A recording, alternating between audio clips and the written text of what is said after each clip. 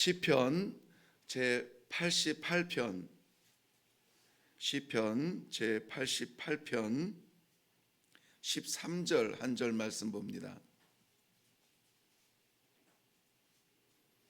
13절 한 절 말씀 우리 다 같이 한 목소리로 읽겠습니다. 시작.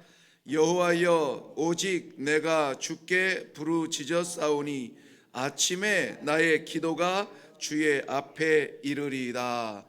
아멘. 아멘. 아침에 나의 기도가 주의 앞에 이르리이다 하는 이 말씀에 위로를 받고 있는데요.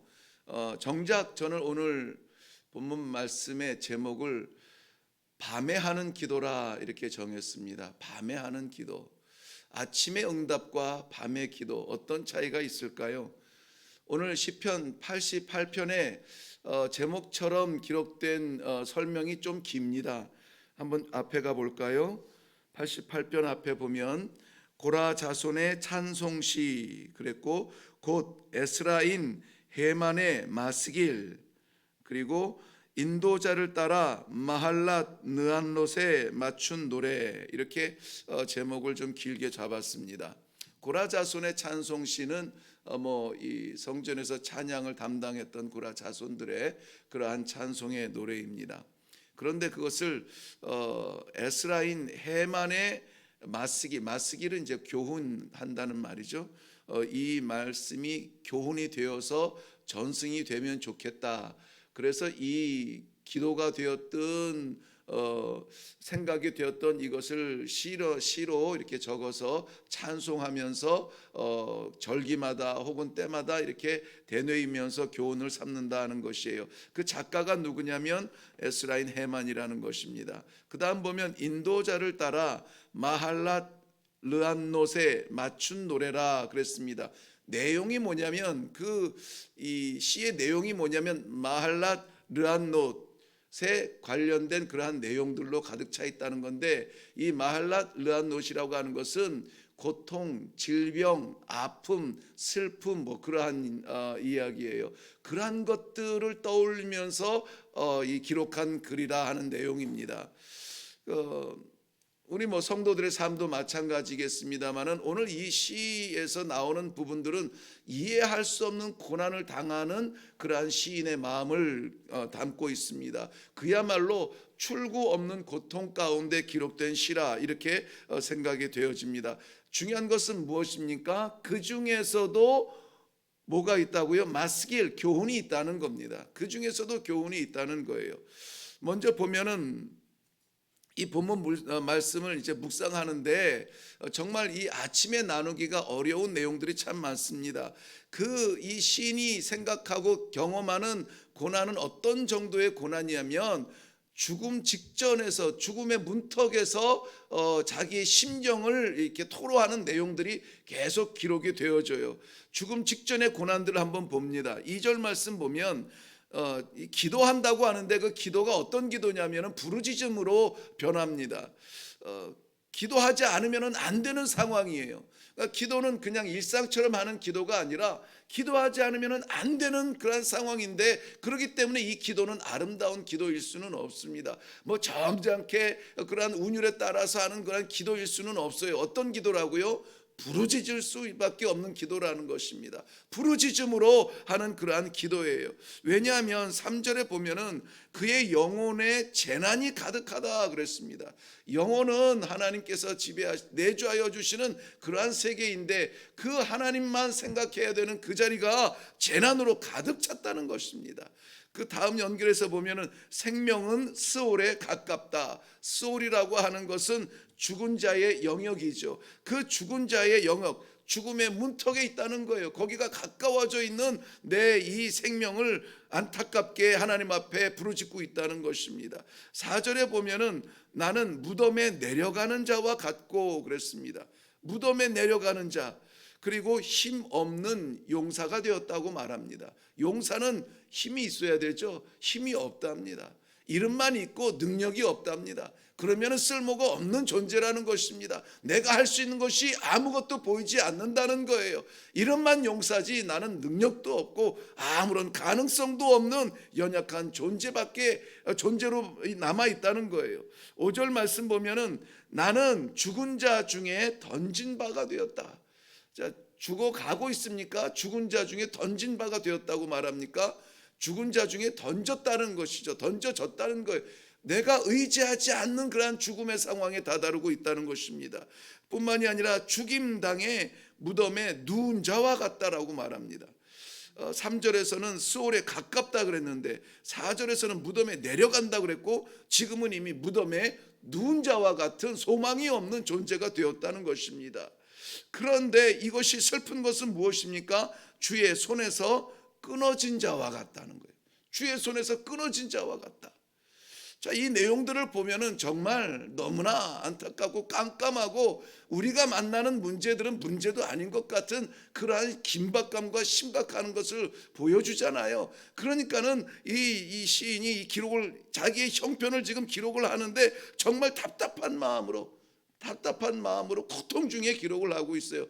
그런데 그 고통이 더한 것이 뭔지 아세요?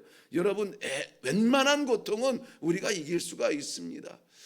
왜냐하면은 주님께서 나와 함께 계시기 때문에요. 그렇죠? 예, 성도들의 고통은 그래서 눈물 나는 자리에서 찬송하는 거 아닙니까? 그런데 오늘 이 시인의 이 고통이 가중되는 것은 무엇이냐면은 한번 볼게요. 이 더 괴로운 것은 이 모든 고통이 다름 아닌 주님이 주신 것이라는 거예요. 6절 말씀 보면은 주께서 그랬죠. 주께서 나를 깊은 웅덩이와 어둡고 음침한 곳에 두셨다는 거예요. 내가 잘못해서 간 거 아니에요. 주님이 나를 그 음침한 자리에 던지셨다는 거예요. 7절 말씀에 보면 주의 화가 나를 누르고 있어서 내가 숨을 쉴 수가 없습니다. 주의 파도로 인하여서 내가 괴롭습니다. 혼란스럽습니다. 길을 잃어버렸습니다. 8절 말씀 보면 주께서 내가 아는 자를 내게서 멀리 떠나게 하셨습니다. 그저 곁에 누구 위로가 될 만한 사람 한 명이라도 있으면 좋겠는데 그러한 의지할 사람조차 내게서 다 떠나가게 하셨고 떠날 뿐만이 아니라 그들이 흩어져서 내게 내 이름을 들고 흉을 보고 있는 존재가 되었어요. 내가 의지할 수 있는 내 이웃이, 내 친구가, 내 형제가, 내 가족이 나를 손가락질하면서 그럴 수 없다라고 오히려 말하고 있는데 누가 그렇게 만들어요? 주께서. 자, 고통 중에 죽음에 직전한 그런 고난을 당하는 것도 힘든데 그 모든 것들이 주께서 그렇게 하셨다는 거예요. 그러니까는 어떻게 하겠습니까?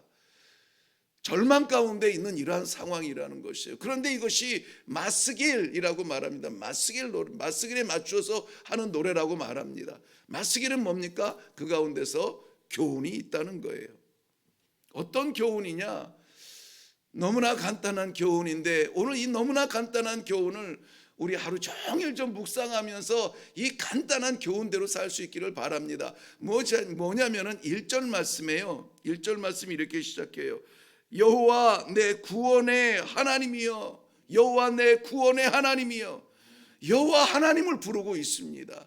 고통 중에 이 죽음 가운데 내가 무덤에 누운 자 같은데 이것이 정말 구멍이 없는, 살아날 수 있는 소망이 없는 가운데서 주님께서 내게 주신 듯 아픔 가운데 있는데, 그런데 여기에 살 수 있는 것이 딱 하나 있다는 거예요. 뭡니까?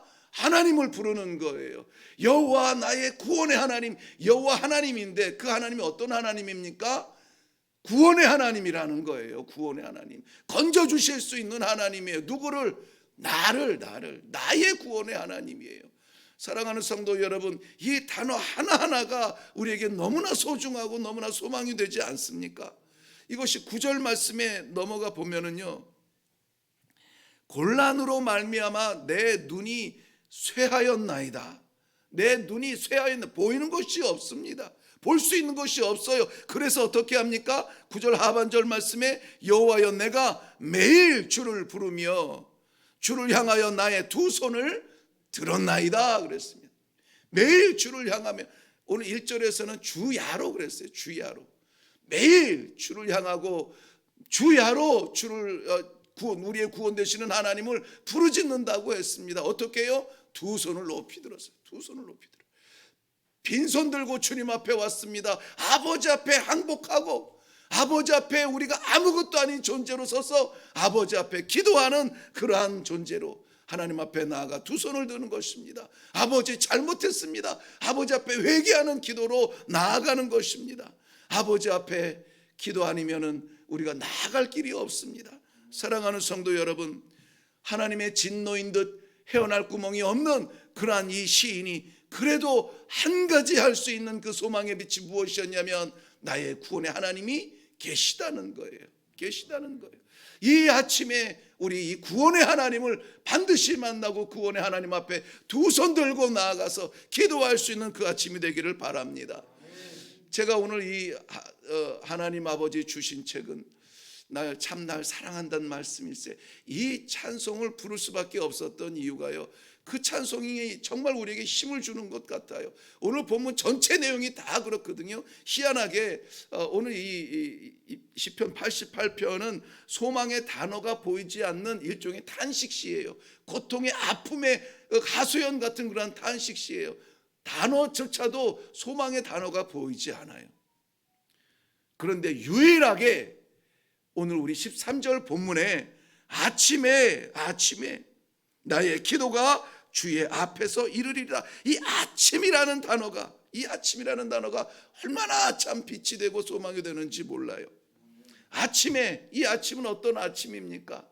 깜깜하고 어두웠던 그 어둠이 물러가고 태양이 떠오르는 태양의 시간이 되지 않습니까? 그 아침을 말하는 것입니다. 어둠이 변하여 빛으로 바뀌는 그 시간, 그 아침을 말하고 있습니다. 성경에서도 보면은 출애굽기 16장에 보면은 하나님께서 이 먹을 것이 없고 농사를 지을 수 없는 광야에서 하나님께서 그 만나를 주시지 않아요? 생명의 만나를 주시는데 아침 일찍이 저들이 밖에 나아가 보니까는 진영 바깥 사방에 하얗게 깔려 있는 만나를 먹게 돼요. 만나를. 이 아침에 밤중에 고통이 지나서 아침에 눈 떠 보니까 하나님께서 주시는 생명 말씀을 먹는 겁니다. 출애굽기 19장에 가보면은 하나님께서 이 이스라엘 백성들을 향하여서 주시는 말씀 가운데 이 시내 산에 도달해서 3일 이틀 동안을 정결케 하고 3월 1일 날 언제 이걸 했더라? 3월 1일 날 도착을 합니다. 그래서 주일날 저희가 설교 오순절 6월절 이후로 이제 50일째 되는 날 하나님께서 주신 말씀이 십계명인데 3월 1일 날 1월 14일 날 출애굽 6월절과 함께 출애굽을 하고 나서 3월 1일 날 시내산에 도착을 하게 돼요. 유대력에는 1월이 30일까지 있고 2월이 29일까지 있는데 3월 1일 날 도착하자마자 하나님께서 이스라엘 백성들에게 명령하시는데 앞으로 이틀 동안 세상 것 바라보지 말고 너희 몸과 마음을 순전하고 정결케 하라는 명령을 하세요. 그리고 3월 3일 날 하나님께서 시내산에서 십계명 말씀을 주세요. 이 평생 동안 하나님의 백성이라면 떠나지 말아야 될, 바꾸지도 말아야 될 하나님의 생명의 말씀 십계명의 그 말씀을 주신 때가 언제냐면은 이른 아침에 하나님 앞에 하나님의 산에 올라갔을 때 하나님께서 주시는 거예요. 말씀이 생각이 나오세요? 말씀이 생각이 나세요? 뿐만이 아니라 출애굽기 12장 보면은 12장 29절 말씀에 하나님께서 이른 아침에 저 이스라엘 백성들을 진영을 갖추어서 피난민처럼 우르르 나가는 것이 아니라 마치 군대의 행렬처럼 진을 갖추어서 당당하게 애굽에서 나올 수 있도록 허락하여 주신 그 아침을 말하고 있습니다. 저는 무엇보다도 너무나 감사한 것, 마가복음 16장인가요? 예, 안식 후 첫날 이른 아침에 막달라 마리아에게 보이신 예수님의 몸이 어떤 몸이었습니까? 부활의 몸이었어요. 부활의 몸. 모든 인류가 죽을 수밖에 없는 그 깜깜한 죽음의 끝에서 우리 하나님께서 빛으로 부활하여 주시어서 온 인류에게 그를 따르는 모든 백성들에게 부활할 수 있는 소망을 주신 그 아침이라는 거예요. 아침에 우리의 기도가 하나님 앞에 응답이 되어져서 아침에 하나님께서 열어주시는 새 생명을 우리가 볼 것이며 새 소망의 길로 나아갈 것이라고 하는 이 약속의 말씀이 오늘 이 본문 가운데 선물처럼 담겨져 있음을 그대로 받으시기를 주님의 이름으로 축원합니다. 그렇기 때문에 오늘 아침은 그러한 소망의 아침으로 나아가세요. 주님께서 지난 밤 동안에 우리가 고민 때문에, 고통 때문에 잠 못 자고 그랬을지라도 이 아침은 하나님의 약속을 받는 이 아침이다. 이 아침은 하나님께 응답받는 아침이다. 이 아침은 하나님과 동행하면서 나아가는 아침이다. 아침아 오늘아 열려라, 내가 나아간다. 담대하게 주와 함께 내려갈 수 있는 복된 아침이 되시기를 주님의 이름으로 축원합니다. 기도하겠습니다. 살아계신 아버지, 은혜를 감사합니다. 인생에 고난당하지 않을 수 없는 연약한 육체들입니다. 이 모양 저 모양으로 삶의 자리가 너무나 어렵습니다. 사람들의 배신과 아버지 우리의 부족한 능력 때문에 오늘도 어제도 허덕이면서 그 깊은 밤을 보냈습니다. 아버지 정말 주님께 기도했지만 응답되지 아니하는 듯, 주님이 나를 버리시는 듯, 주께서 오히려 이 모든 어려움 가운데 우리를 던져주신 듯 아버지 하나님의 소망 없는 그러한 밤을 보내었습니다. 그러나 이 아침에 우리 하나님께서 허락하여 주님 말씀대로 주여 이 소망의 아침에 주님께서 응답하여 주시옵소서. 우리에게 새 생명을 주시며 새로운 말씀을 주시며 새로운 이 하루를 허락하여 주실 때 주께서 허락하여 주는 말씀 따라 살아가는 복된 하루가 되게 하여 주시옵소서. 주의 말씀이 나를 인도하여 주시옵시고 주의 말씀이 우리의 생명이 되어지는 아버지 하나님의 귀한 아침이 되도록 주님께서 허락하여 주시옵소서. 감사드리옵고 예수님 이름으로 기도하옵나이다. 아멘. 우리 이 아침에 기도할 때에 본문 말씀 기억하는 대로 그대로 어떠한 어려움 가운데 있을지라도 그것이 설령 주님께서 허락하여 주신 길일지라도 우리에게는 한 가지 할 수 있는 일인데 이 아침에 하나님께서 그 축복을 저희들에게 주셨습니다. 무엇이냐면 나의 구원 하나님을 아버지라고 부를 수 있는 기도의 자리입니다. 두 손 들고 주님께 항복합니다. 두 손 들고 주님 회개합니다. 두 손 들고 주님 기도합니다. 주여 길을 열어 주시옵소서. 이 아침에 태양이 떠오르는 것처럼 새날을 허락하여 주시되 아버지의 선물 같은 날이 되게 하여 주시옵소서. 기쁨으로 내려갈 수 있도록 우리 주님 앞에 두 손 들고 나아가는 심정으로 주님 한번 외치고 기도하고 내려가겠습니다.